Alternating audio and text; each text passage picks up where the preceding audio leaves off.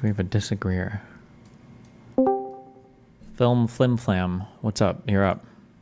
Hey man, well, I was chatting and you were talking about the your like threshold thing, and I had said, um, hey, at Destiny, I think I have something I thought of that's like that, and some guy told me to come in here and talk to you about it. So, Appreciate what you do. Thank you, Auntie Lord Blue. Okay, what about it? yeah, so a while ago I had thought of this concept that I called the social threshold theory. Basically, it's kind of like originally it started off as something like having to do with like morals and how to determine like an object or a subjective sense of morals. Um, but it kind of evolved into an explanation or not even an explanation, just like a idea that connected to a lot of different things. So it was kind of like your social or the thing you had thought of with the green line, orange line, red line. But basically, on yours, I thought the orange line should have been a bigger and the green line would be a lot smaller. Basically, I think that people kind of have on anything. I diluted it more down to like specific ideas, individual ideas. So take any idea X, and for that, people will have what they think the thing about that should be, and then we'll have like some range of a threshold on either side of that. So if you take like X, and then it would be like one side would be always X, and the other side would be never X, whatever that would be. Murder is always wrong. Murder is never wrong. The whole idea would be something like, well, within that, people have this threshold that even though they believe this specific thing, there's a threshold on either side of that people are that they don't particularly believe, but they're like okay if other people believe it. And then outside of that is this kind of the same thing you had talked about, where outside of that is this complete unacceptance of the idea itself. Okay. What are you looking, what am I supposed to do with this? Or what do you want me to say about this? I don't know, man. I was just listening. Some guy told me to come in and tell you on the Disagreed channel. I don't know. Okay. Well, thanks for coming in and talking to me about it. I mean, well, okay, sorry, yeah. I have one other thing that I actually do disagree with you on, but Okay. if you're busy, you can. No, I'm Whatever. not. Go for it. What is it? So I guess it's probably more with Pisco, but the Second Amendment thing, as far as the founders being, sorry, I don't know all the lawyer terms, but with the 14th Amendment, I believe it was called, what was it, like enjoinment or something, or like where they were basically saying, or I guess they didn't get it from the 14th Amendment, but from what I understand, it was like implied from the 14th Amendment, where like all these things that were originally applied at a federal level were actually applied to the individual level. Is that kind of the Yeah, understanding? incorporation, I think. Yeah. Incorporation, yeah. Um, I've been looking into that a bit, just trying to understand it better. I'm having a difficult time understanding, but it sounds like I don't know. It's a weird thing. It sounds like, because it does sound like the founders seem to almost, I mean, yeah, disregard the idea of the states being, or the people in this within the individual states being subject to these federal rights. But then at the same time, that seems really weird. And I guess I maybe disagree with the founders in this case, but it sounds like theoretically so you have the rights of the nation that the people are afforded, but then within a state you could basically have a complete monarchy or like a fascist dictatorship, that if the states could go through and make these laws that are like, yep, we literally don't allow our people to have any single one of the laws that anything of any or any of the rights that's laid out in the Constitution, and that the founding fathers seemingly would have been okay with that under this idea that, or I guess it's this federalist idea, which is just, I don't know if that sounds really weird though. I'm treading on unbelievably thin ice right now, but Me too. I think that, well, then it's the blind leading the blind. I think that the fear at the time of the formation of the federal government wasn't the infringement on the rights of the people. It was the infringement on the rights of the states from the federal government. that I think that's what the Bill of Rights and everything was aimed at, was to protect the states' rights and to decentralize power from the federal government. That's why it says that like if a power isn't expressly granted to the federal government, it's left to the states. I believe that's I think that's what they were worried about. So the idea that a state would have made itself that way, I don't think people conceived of that being the case. But then equal protections from the 14th Amendment would have prevented that anyway, eventually. But yeah, like states had their own constitutions and everything already, right?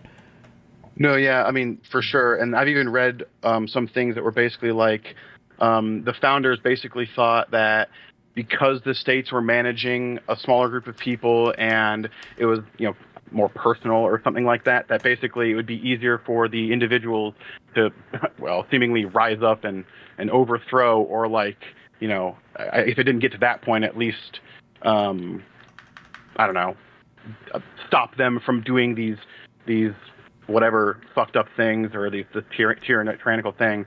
I don't know, though. It just seemed really weird that the founders would have said something like, I don't know, oh, yeah, we have these rights that we consider unalienable and God-given, ignoring God and that they didn't find to black people. But like, oh, we have these inalienable human rights that everybody gets no matter what, given from the Almighty, unless your state disagrees, and then you don't get them. I don't know. To me, it just seemed like a really almost what's weird to me about it is like I've always kind of looked at the founders with some amount of reverence and having done a lot of work towards creating the Constitution, and then being almost like a lapse or missing that. Well, they added amendments pretty shortly thereafter to patch some of it, right? Wasn't the 14th Amendment in 1860 something? Yeah, it would have been after the Civil War, right? But so, I mean, 1868. Yeah, that was a while later. I'm not going to be able to tell you, like... No, yeah, I know. It's... So then, I guess, one follow-up question, and you can kick me out or whatever. When you think of that, how do you... I mean, do you, like, have... I hate saying reverence, because it's not even reverence. Like, do you have, like, a reverence for the founders and the idea that they created? Or do you just... Because then I heard you say to Pisco, like, oh, yeah, no, I pretty much don't give a shit. I like guns. Guns are cool, which is based. I have the same take. But then it's like, do you just then be like, oh yeah, I don't give a shit about the document itself or what they thought of in the beginning or anything like that. I just like how do you like, I don't know, you know what I'm trying to say? Like, how do you reconcile that take with the idea that, like this founding document didn't actually say that people should have the right to bear arms? Like, if the founders had intended it to say that, they would have said that. But it doesn't seem like they did say that, because they actually meant it as a state's right to allow the states to create a militia rather than the individual right to bear arms. And then the 14th Amendment retroactively made that the case for everyone. I don't know. Do you reconcile that at all? I don't know what am I reconciling? Or I don't know exactly what you're asking me. Or what are you? Yeah, I'm having a hard time explaining it, and I'm doing a poor job. So basically, the Founding Fathers didn't say everyone has a right to bear arms or freedom of speech or whatever. Mm-hmm. But those are things, I'm assuming that you believe that people do have the right to bear arms. People do have freedom of speech. There shouldn't be a state-sponsored religion, even at a state level, which the founders did believe that the states had the right to do. Do you even see a type of reconciliation that needs to happen there? Or do you, like, view the founders with, like, less, I hate saying reverence, but less reverence because of that? Or I think that these guys weren't as smart as they were? The reason why you read the Founding Fathers stuff is because you want to understand why they set the government up the way they did at the time, to give you good interpretation of what the intentions were when things were written in the Constitution. So that's one part of why you read them. A second part can be for the appreciation of an appreciation for like the establishment of the government of the United States and how it's set up, right? With the Constitution powering the three different bodies and all the checks and balances built in. And then the third part is, I think that the greatest amount of reverence or respect you can have for the people that created the government of the United States is that they gave us the power to change that government. So I'm sure that if I go through, there's probably going to be things that I read from them, especially as I learn more about government, where I'm like, I don't think this is like the best idea, but they left us with a flexible government with a constitution that could be amended and changed, right? And that's happened as time has gone on. So just because you have a respect for, the original writers, It doesn't mean that you have to agree with every single thing they've said, right? They didn't even agree with each other, right? There was a whole convention where they argued amongst each other about what, the shape of the government should look like and exactly which powers who should have for what, and, whether we should even move to a federated system. Like, these were all things that reasonable minds disagreed on in the beginning. So you don't have to revere every single thing they say, and they could say things that you ultimately end up disagreeing with, but... No, yeah, for sure, that makes sense. Yeah. No, yeah. Again, I didn't necessarily have a disagreement. Although I did say a few days ago, the militia definitely was understood to be able-bodied men over 18, and you said you think I'm totally wrong on that. I'm not wrong on that. Militias were understood to be able-bodied men over 18. Yeah, but my guess is going to be when it was able-bodied men over 18, they were probably organized or trained in some way. I doubt it was just every single person. If you're 19, you're automatically considered like a militia guy. Or if you are automatically considered a militia guy, you're also understood to like be part of like the state training for the militia. That'd be my guess. I'm no expert, but I'm not going to hedge. I'll just hold a strong position here. I think that's wrong. It could be right. It could be wrong. It's hard to tell. In some of the stuff that was written in like Federalist Paper 35, and a bunch I've looked at like a bunch of different things. I sent you a schizo email about it. Basically, it seems like there's a lot of talk about like the militia, the people, in Federalist Paper 35. Oh gosh, is it Thomas or whoever the hell wrote it, I can't remember. Lewis Hamilton.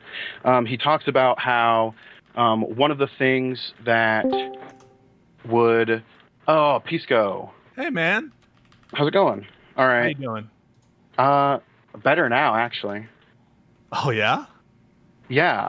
When I first listened to you talk with Destiny a while ago, I thought you were like super arrogant and a douchebag. Damn. But as I've listened to you more, yeah, I know. But as I've listened to you more, I've grown this like really fond respect of your takes on all this kind of stuff. So I'm like, really, actually, it's awesome you joined. I was hoping you would for being able to tell me about Constitution shit.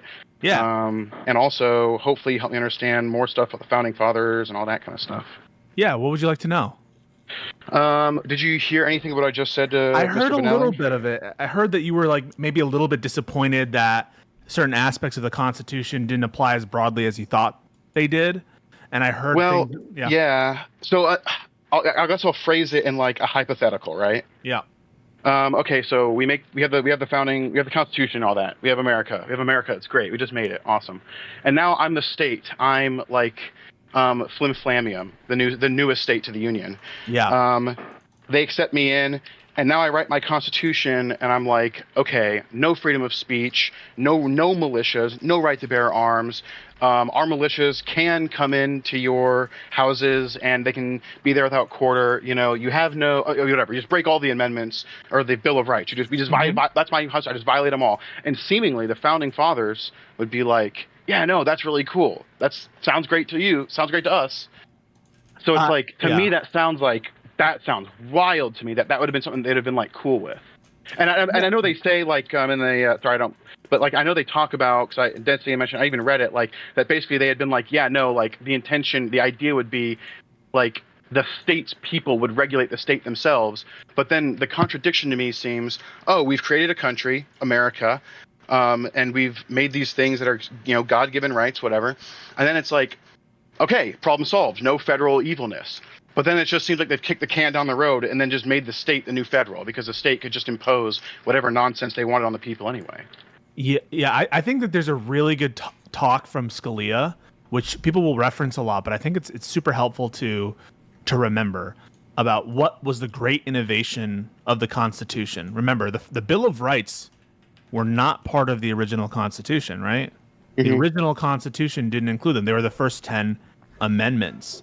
And one of the reasons is because the innovation of the Constitution wasn't like this very long list of rights. Scalia will say in that conversation, every tin pot dictatorship has a list of rights that are much better than America's. They say you have the freedom of the right to the press, and you can never be broader First Amendment rights that they say on paper.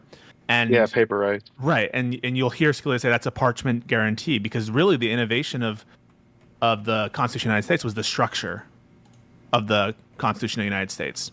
And so you're sort of referencing a bunch of liberties that you think would be, that the founders would be outraged if the states kind of infringed upon. A couple of things in response to that. Number one, recall that like a lot of these things weren't thought of as vital in many respects so far as the state's concerned, right? The state was allowed to impose its religion, and in fact, states did have established religions even through some of the 1800s. If you look back at the history, so our conception now, in 2024, of like what rights ought to be, is different than what it was back then. Number one. Yeah, I was going to say real quick two, on that. If I had to take a stab, and Pisco would know more than me, my guess would be that they would probably be less concerned with the federal government quartering troops in your house than they would be with the federal government telling states whether or not a state was allowed to quarter troops or not. So when that Bill of Rights is made, I'm pretty sure most of the conceptualization at the time was like limiting the power of the federal government, and then anything not explicitly delegated to the federal government was left to the state. So if a state did want to break what today we would consider to be pretty important, I think like rights or whatever, back then state governments probably could do it, and I don't know if the founding fathers would have even thought that would be a bad thing. I think would be my guess. Because the big deal, and should I call you the flim flam? You can call me whatever you want. Yeah, flim. The thing that's like really important, I think, to realize is what was the colonists and the revolutionaries' big complaint with the British?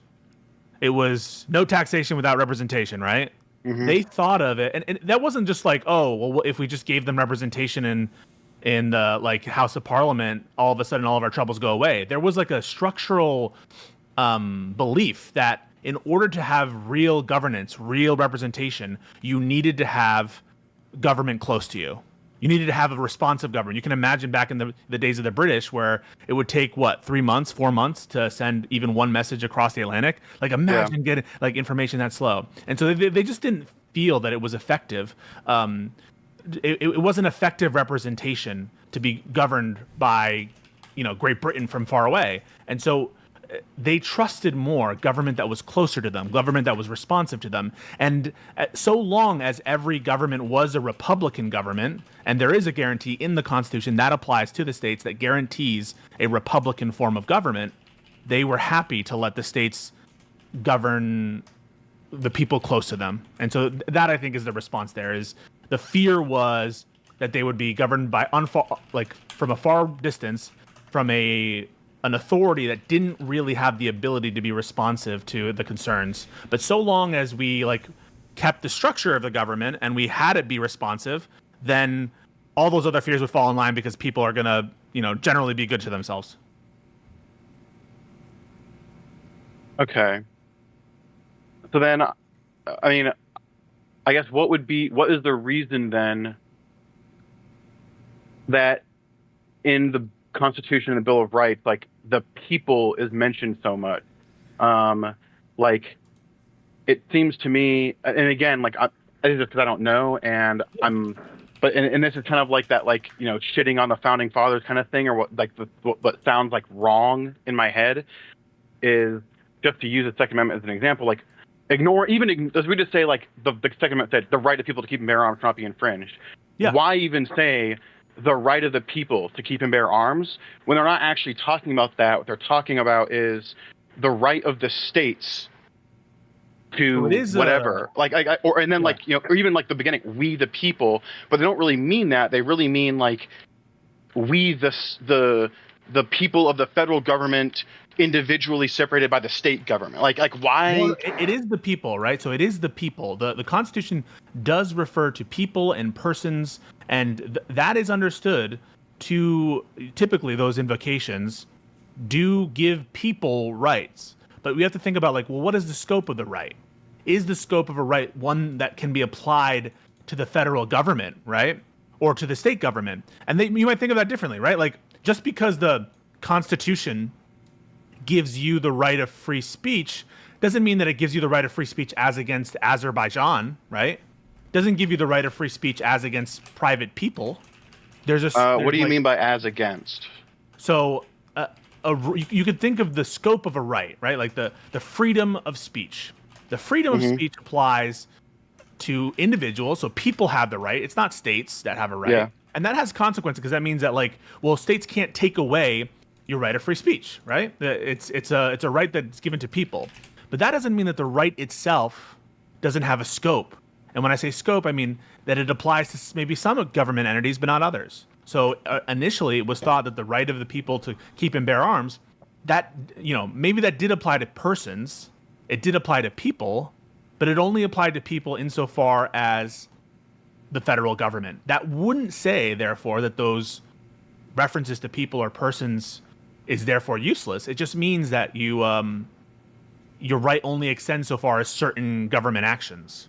And then they would hope, right, that whatever the freedom of speech that they think that everyone should have would be carried out by the states and would be protected by the states. And various states did, right? States did immediately go to emulate or even copy sometimes the protections of the federal government. It was expected, right, that there would be some differences, that there would be some similarities, and that would be part of the experiment.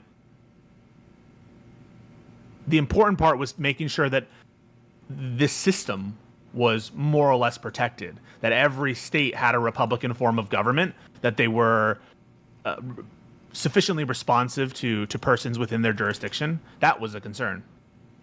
So then why? I mean, I don't know. I guess maybe I'm just not lawyery enough to understand the answer. But I understand protecting the system. That makes sense. Mm-hmm. But I don't understand. I mean, I don't understand I don't understand the point. Then let's just use freedom of speech. Yeah. Or I mean, it says.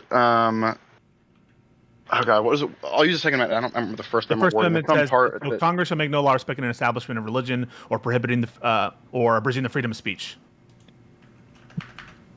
So then, I thought the people was in the First Amendment somewhere. It doesn't refer to people, but it says Congress shall make no law respecting an establishment of religion, prohibiting the free exercise of, abridging the freedom of speech, or of the press or of the people peacefully to petition their government for grievances.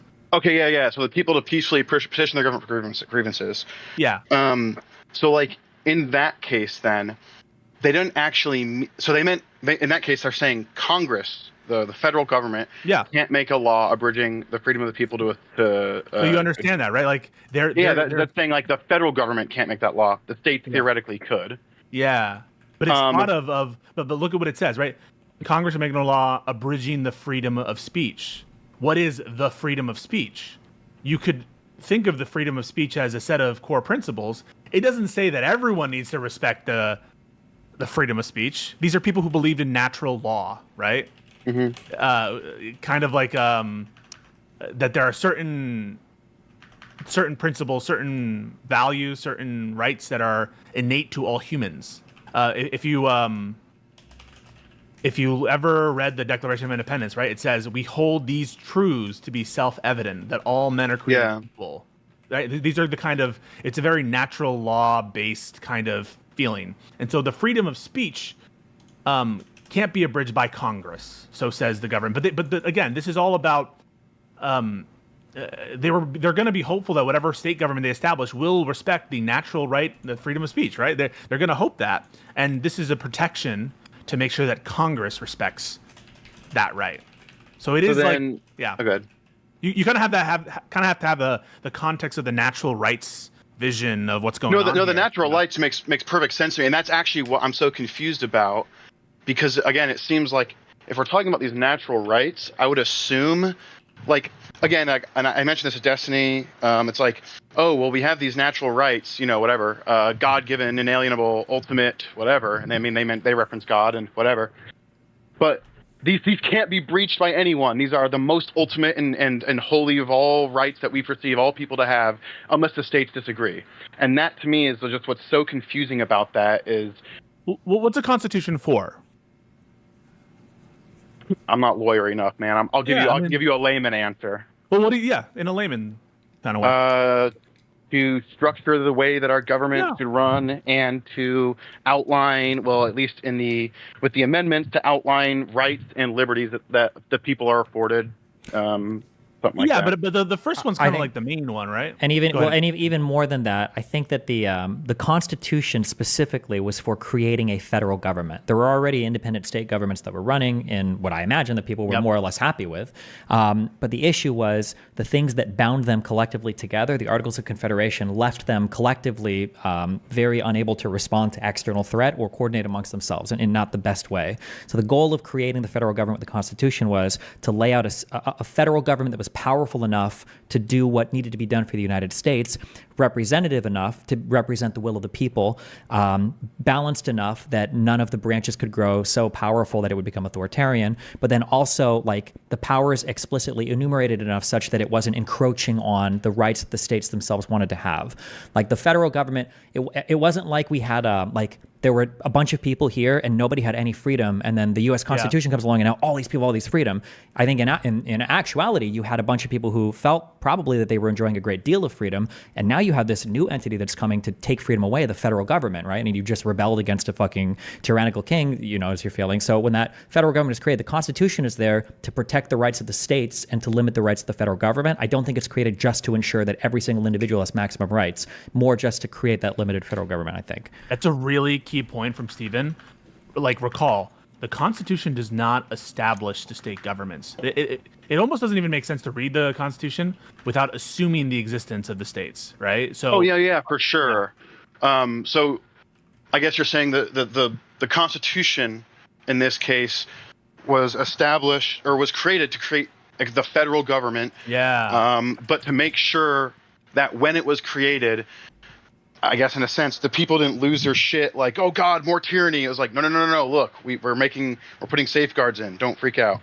Yeah, but like Yeah, imagine if you were to make that federal government and as part of your like Bill of Rights or whatever, now the federal government is dictating to all the states, also you can't make this illegal, you can't make that illegal, you have to make this, you can't do that, right? Like I feel like if that was the case, people would be like, wait, well, what the fuck? We just made a federal government and now you're coming in here and telling us how we have to run all of our shit. I think that the Constitution is probably more just to create a limited federal government, not to ensure all of these new, beautiful, awesome rights to all the people in individual states, because the states would do that themselves. so if you take the states as given, and you understand that these states people were fiercely loyal to their states. These states were, and you know, in their minds, operating the way they wanted them to. And you can also think of like other places where there is no constitution, right? So we assume, in a sense, democracy, republicanism doesn't work if you don't have good people, or if you don't have people who care enough to protect interests that they consider to be significant. But the assumption was that these states were working fine as they were, right? They were protecting what they needed to protect so far as the people were concerned. Yeah. Nowadays, we have again, remember back then, when people said their country, you should really watch there's a series called Adams or John Adams from HBO. And in it, Jefferson says, you know, don't you want to be back in your country when they're in Philadelphia? I mean, they're in America. I understood this is like in the Constitutional Convention, but people thought of the states as their country. And so there was no like feeling of we are the one people of the United States in that way like it is today. That really didn't come until after the Civil War.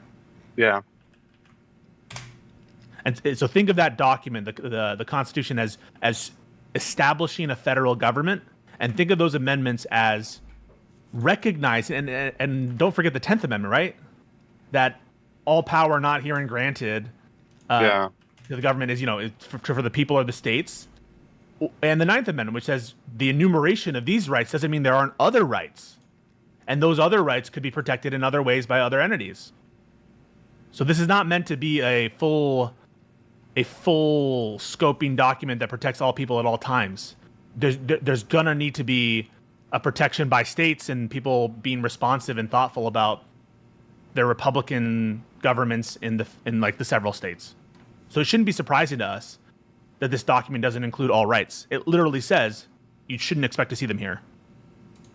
No, I never thought that it would include all rights. I just thought in my head it seemed like when they said, let's just say, you know, freedom of speech, it was like that is a right federally, and you can't, and no state could take that away. In my head, that just made sense as something that, but I guess not. I mean, apparently not, obviously.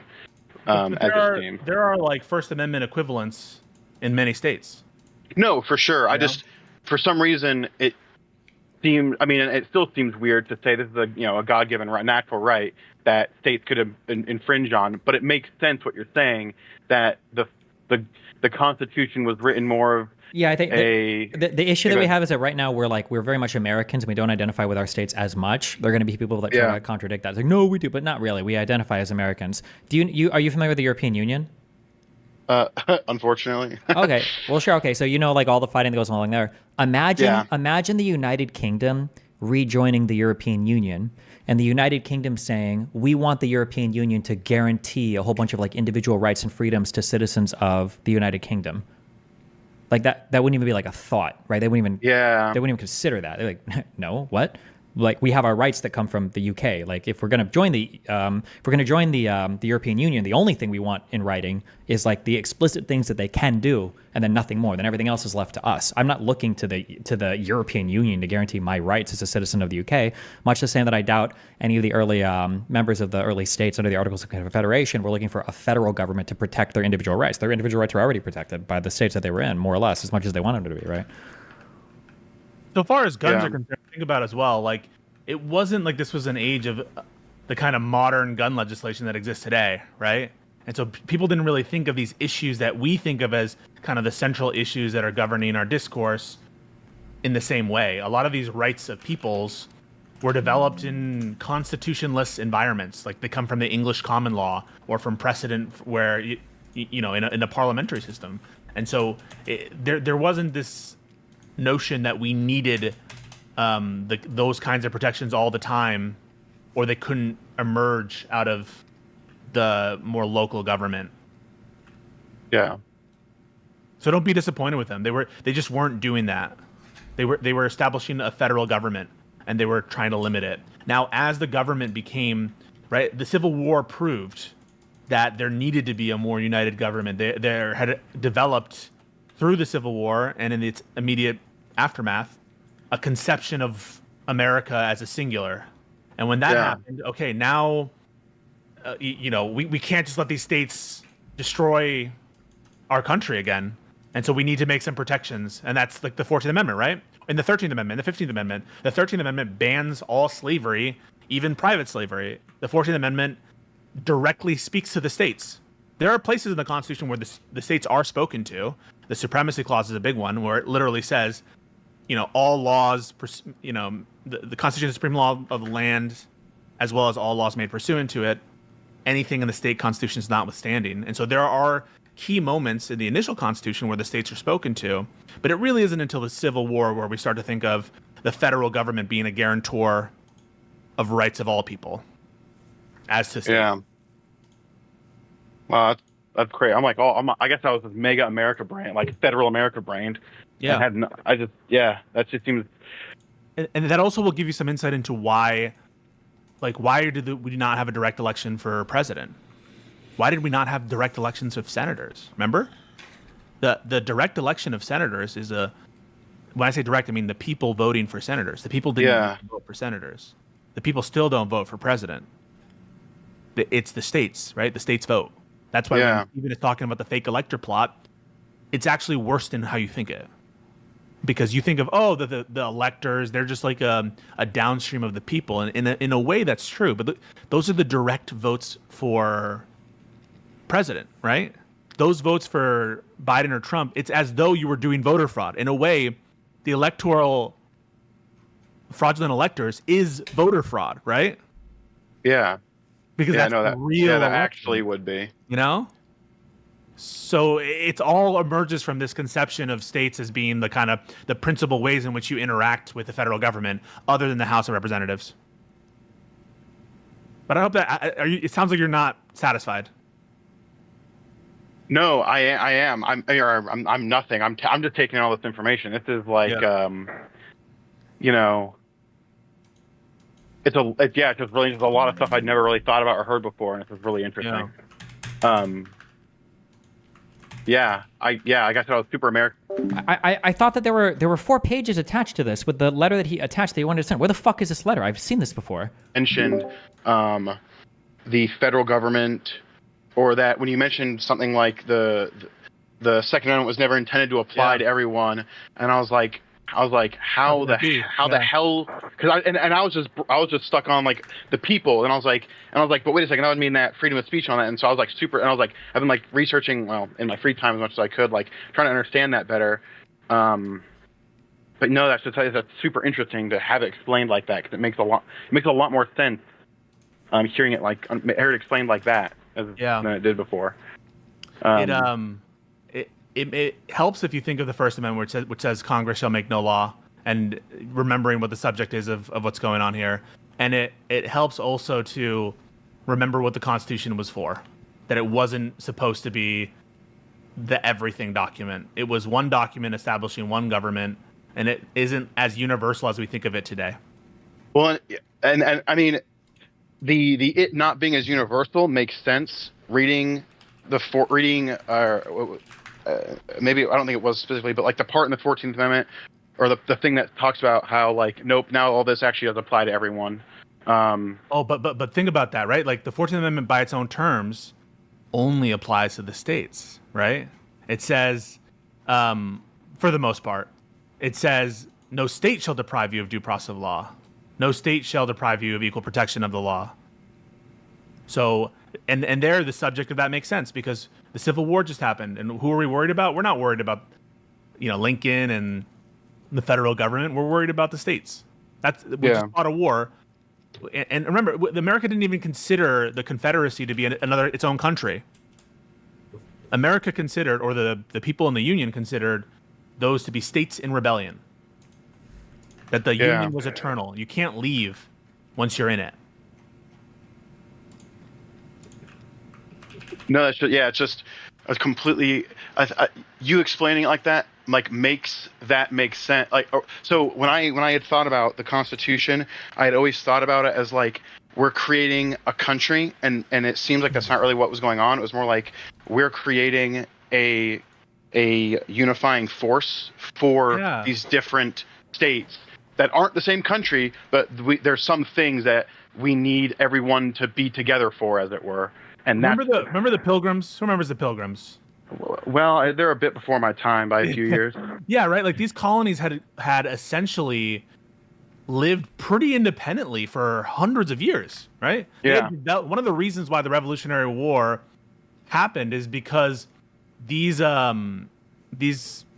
colonies had so much experience running themselves without help from the crown. Essentially, certain states had charters where they were already developing their own law. So these people had lots of experience running their own shit, Yeah. And that's one of the reasons why they were pissed when they got like these new taxes and these new burdens. Is because like, imagine if you, Stephen, you have a kid, right? Hopefully, unless he died on the flight back to Omaha, yeah. Right. Like, imagine that he's with his mom, right? And his mom is giving him all these privileges, all these things, right? And all of a sudden, you're the king, right? And the king comes and says, actually, we're gonna do things a little differently. You're gonna have to pay up a little more because I had to come in here and like clean your room for you. And all of a sudden, you start taking away certain rights. The kid would be pretty pissed, right? It'd be incorrigible, wouldn't he? Because he's used to these rights. He's used to living under his mom or grandma's roof.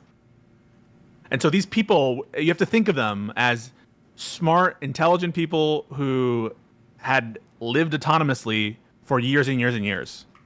Okay? It wasn't like these are all babies or people who like, we're for the first time we're doing this thing government, and like we haven't even like we don't know how to live with each other in states. They had plenty of experience with that. Yeah, interesting. I hope that's helpful. No, yeah, it is. It really is. Yeah. Did you have any opinions on what they meant when they said militia? Yeah, I think that had the meaning that we would expect it to have. The militia were the kind of Minutemen guys who the state organized defenses, right? The people who were tasked with protecting the various states from like incursions by American Indians, the people who were organized in regiments and in however the state wanted to do it for the purpose of defense. those I take those people to be the militia, that not the British people, right? Not the British regulars, the people who are No, among. yeah, obviously you know? the British regulars. I mean that is like literally that's like a well-regulated militia. When they say well-regulated, they are referring in some sense because Yeah. regulating doesn't mean like limiting factors in that sense. It means like regulations of standards. You can still think of the Second Amendment as a individual right by saying, well, the way to protect a militia is to make sure that there is an individual right, and it says the right of the people. That's kind of what I explained to Stephen, and I think Stephen kind of bought it. Stephen, I think what he said was, yeah, I can see it, but it just doesn't apply to the states. Yeah, I mean that's I guess I would say that's the take the whatever the interpretation that I would probably hold. But I also think so like this may be completely pedantic, but I definitely think when when the founders and olden folk from the 1700s are talking about the militia, I think they're definitely referencing like basically every person within the state. Every person would be a member of the militia? Every able-bodied male, yeah. Every fighting age able-bodied male. Well, if that's true, why would women have the right to have weapons, and why would back prisoners then they not have wouldn't, the right? Same reason black people didn't back then. I don't agree with the exclusions, but I think I mean I just think there's definitely a lot of evidence that suggests that when they were talking about militias, they were referencing the able-bodied men, like all able-bodied men. Okay. Well, even like, if it is true, it doesn't really change, because it's possible that it is an individual right, whether regardless of whether militia means a select group of people or all able people, it could still very well be the case that people includes women. And yeah, for sure. No, yeah, I'm not saying that women shouldn't have the right. I'm just saying like not saying that women aren't originally. Well, that would be. I mean, actually, not like I think that, but it seems like the founders, in some weird regard, almost not like they didn't view them as people, but it's like they almost viewed like citizens or something. I'd have to look more into it, but it's like because black people couldn't vote and have rights because they weren't citizens, and like women were in the same way couldn't vote because they like I don't know there was some weird thing of I don't know exactly how I'm even. I remember reading something about that where it's like the citizen doesn't guarantee voting at all, other than to the House of Representatives. Okay, somebody in chat, please, for the love of fucking God, help me find this. In the J6 thing here, it keeps referencing the 5-page memo that is supposed to be attached to this. Attachments, draft letter, JBC. I'm almost positive that there was a 5-page draft letter attached to this. I have it here, hosted by the New York Times, but I could have sworn that it was listed somewhere here in the actual documents, but I'm not seeing it on the J6 committee on the site here. Can somebody please find this? This is driving me fucking crazy. Black people are referred to as 3/5 of all other persons, right? So black people are explicitly referred to as Missouri in the Constitution, right? The 3/5 clause confirms that black people are considered people, but under the original founder's intention. But the Dred Scott decision says that black people weren't citizens. That is kind of, and because they weren't citizens under that opinion, the federal courts did not have jurisdiction to hear cases from them. Because the jurisdiction, if you look at Article 3, only applies to cases involving citizens of different states. If black people aren't citizens, then they're not, then they can't be citizens of different states. Yeah. Sorry, and citizens of states have to be citizens of the United States, is what they said. Okay, yeah, that makes sense. It makes sense, or the no, your explanation, what you said. I'm just listening to what you're saying is making sense. Listening to it. Do you have any questions or? Oh, thank you. Oh God, Neandra. I could ask a million questions, but I don't want to. What the fuck is the name of this document? What is it called that I couldn't find this? Jesus. Well, I hope that helps. No, yeah, I really appreciate it. I'm really glad I got to talk to you, and you came in and explained it a little better for me. Can I ask why you hated me? Is it because you thought I was arrogant? Yeah, no, I think it was just like the tone. Yeah. And you sounded like very Italian. I mean, I think Italian. Hey, Mamma Mia. No, yeah, I think you just sounded. I think you sounded really arrogant in some of the ways that you would when you would talk to people, and you sounded like really condescending. Um, and I don't. If I said I hated you, I misspoke. I didn't necessarily hate you. I just thought you were kind of a bastard. Yeah. But I've grown to appreciate that, and especially having seen you talk with people. Um, yeah, I think you're really only I think you get kind of I don't know, let's say aggressive, I do, yeah. pretty quick, but you also don't get aggressive when people aren't being bad faith or retarded. Um, I wouldn't use that word.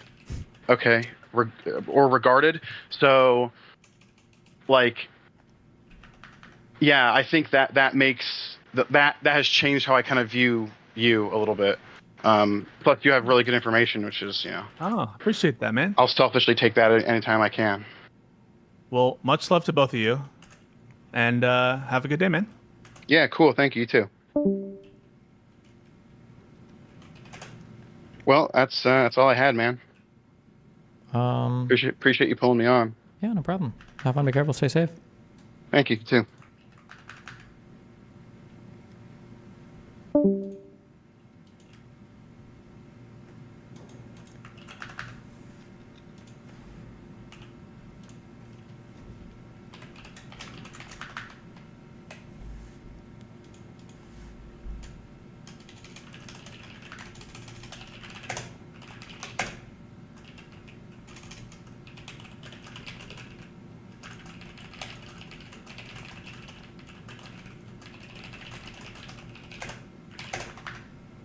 Hey, she's acting up. Please play Subway Surfers or League.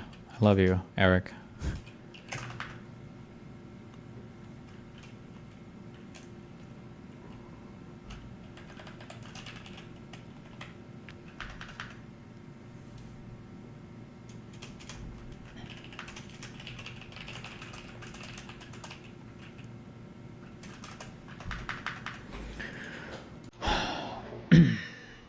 Was it the Muda conversation? I don't know. Where the fuck is Muda? Okay.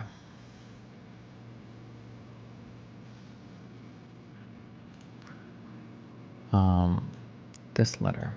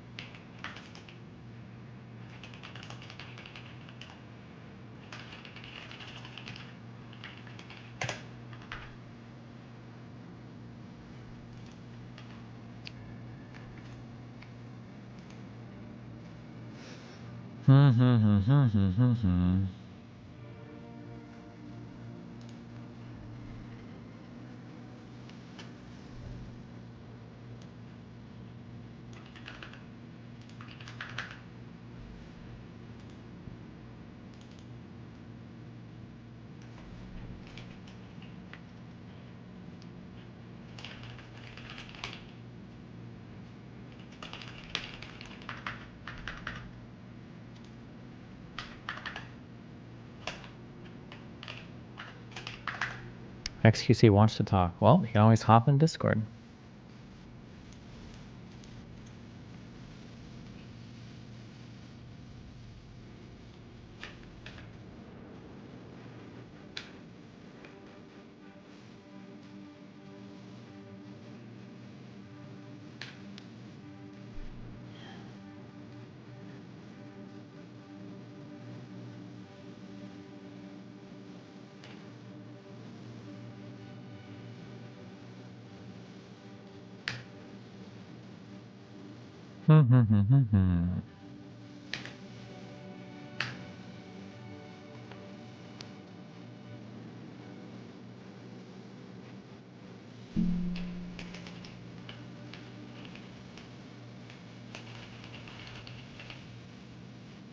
Challenge Marty O'Donnell to a debate?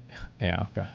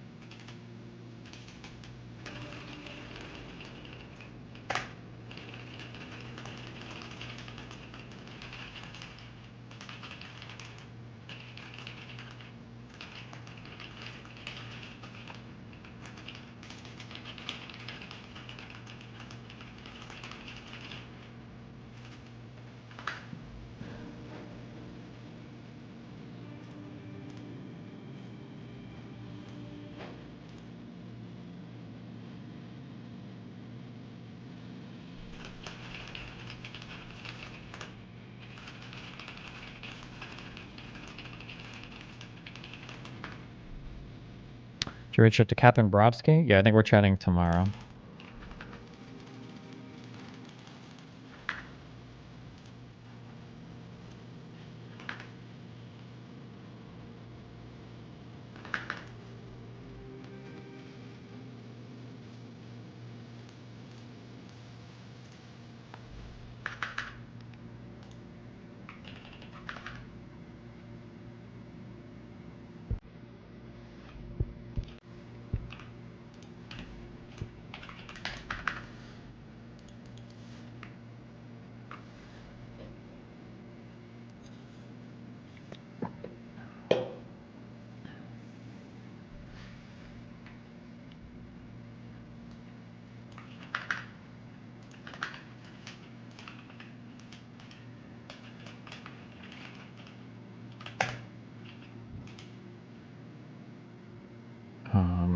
Rosen.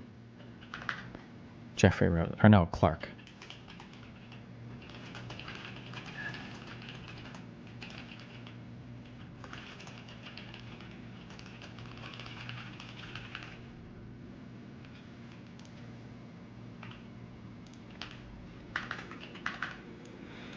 Do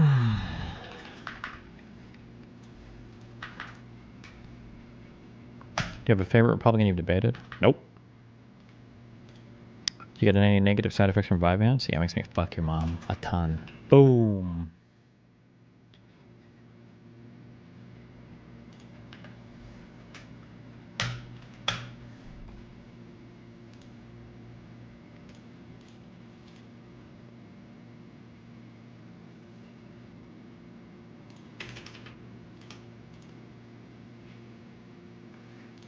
Okay, boom, boom.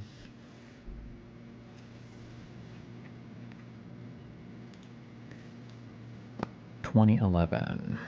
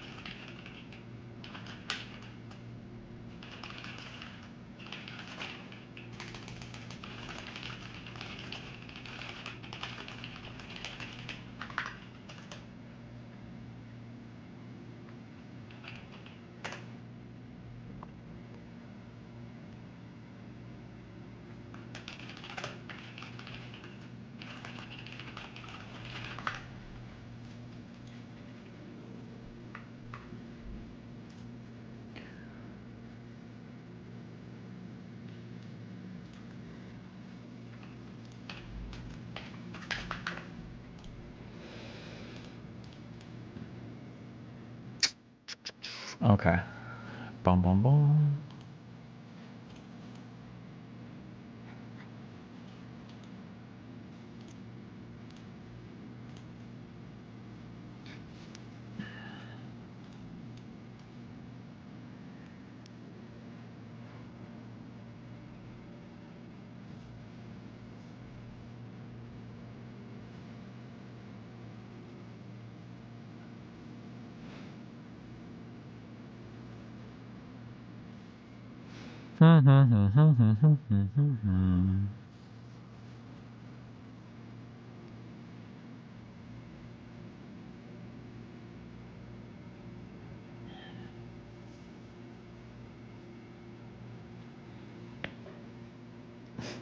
The 29th is the crazy meeting?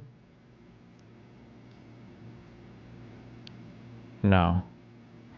Jesus. I don't think I need all of this.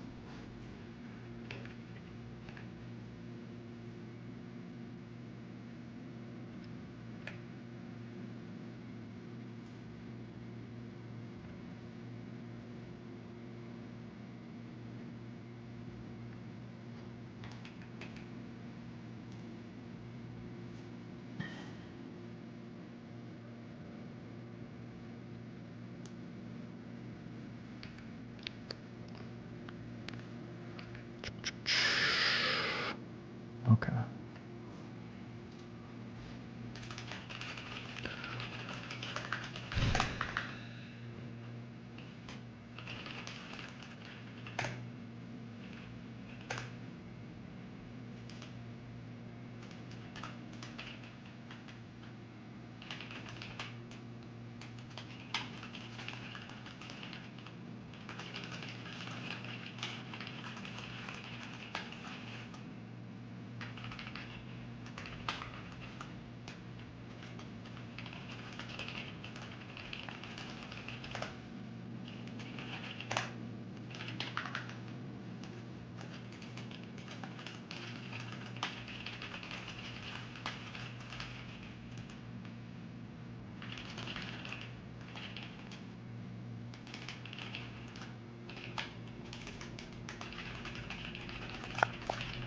Bum bum bum bum bum bum bum.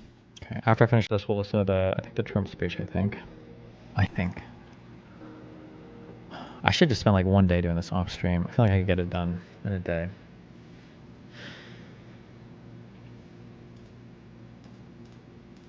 It's boring stream content.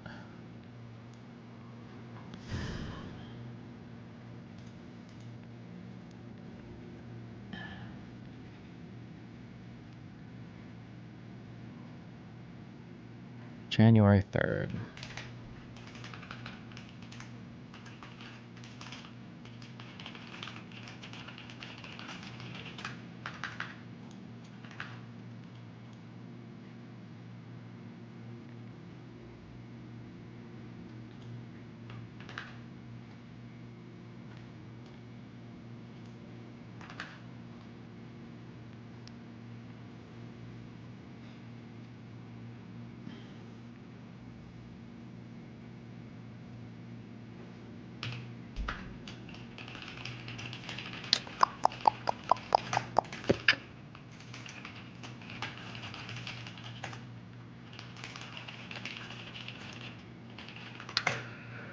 What's the reason for the Israel videos? I put them back 2 weeks every time somebody asks, so right now they're coming out in 2027.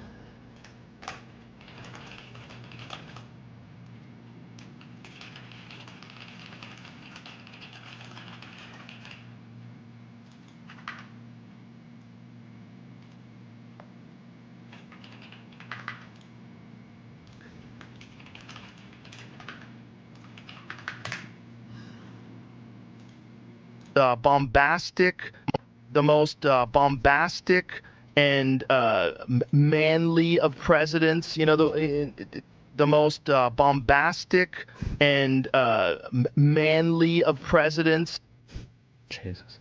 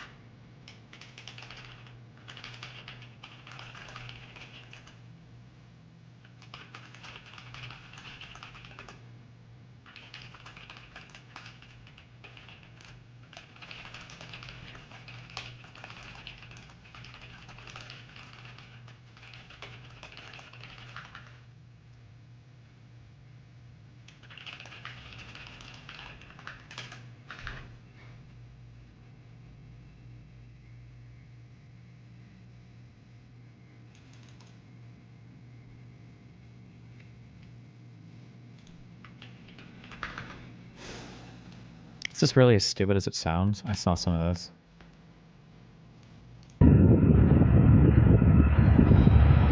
YouTuber derails train for insane footage. Did he intentionally derail this train? Oh my god! Oh my god! How old is this guy? Oh my freaking god!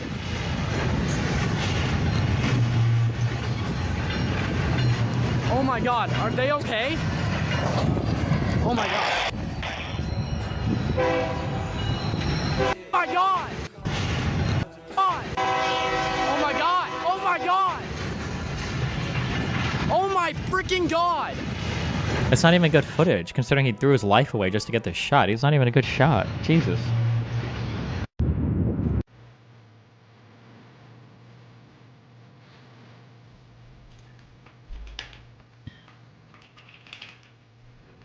Oh, wait, what is this song? I don't even know who this rapper is, but this beat is sick. What the fuck?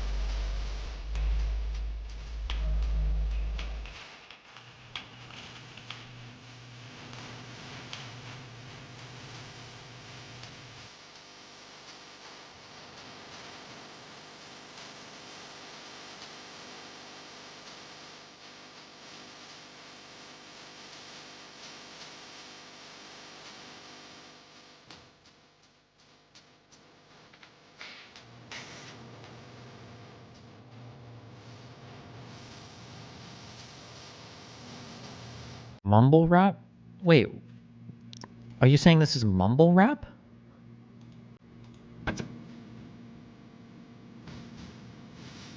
What?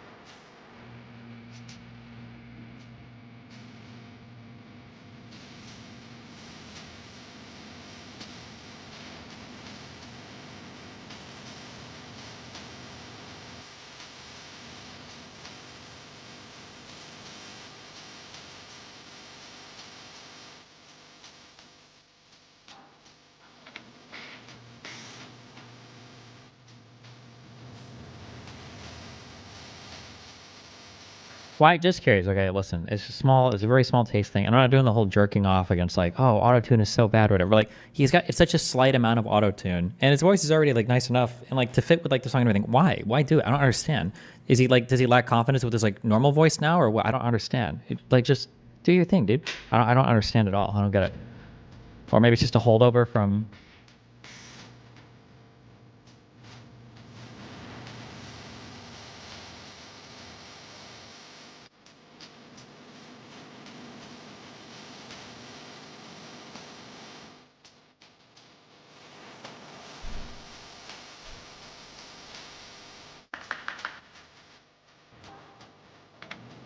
Is this whole thing his entire career? Is that true for his whole like if we go back and listen to like Maybe I always did.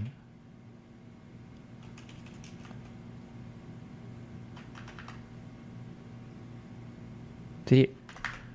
I don't know. Fuck me, dude. It's been a long time since I listened to this shit. God, I hate Lil Wayne so much.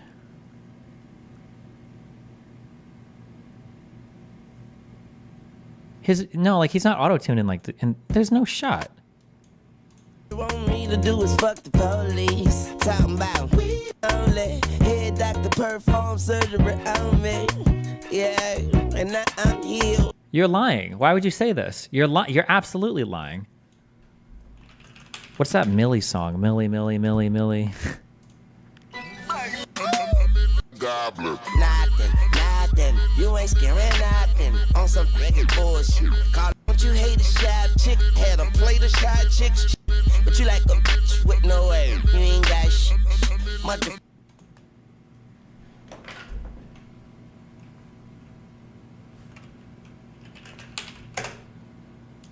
I'm just trying to think of the song, something more recent. Oh fuck. I don't even remember the name of the song. Fuck. Oh god, who's this guy? Is he auto-tuned in this song? beat, I'm on a deep route. Just throw the ball at me. Thought all this lean would have me see. You just made that up. You're just making that up. Shut the fuck up. I don't believe any of you people. Shut the fuck up. You guys are just making shit up. No, he doesn't auto-tune in every song. Shut the fuck up. Okay. Now you've upset me. All right.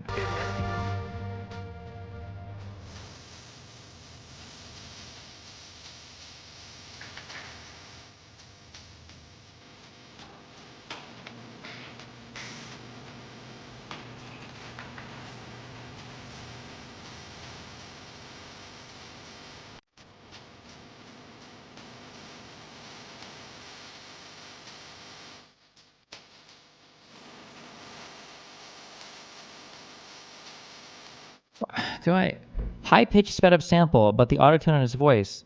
What does high pitch sped up sample have to do with auto-tuning his voice?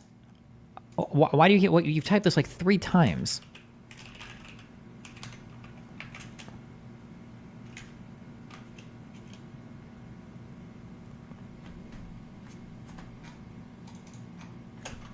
Stop trying to trigger me.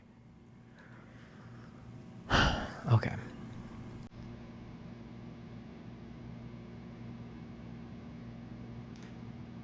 You standing on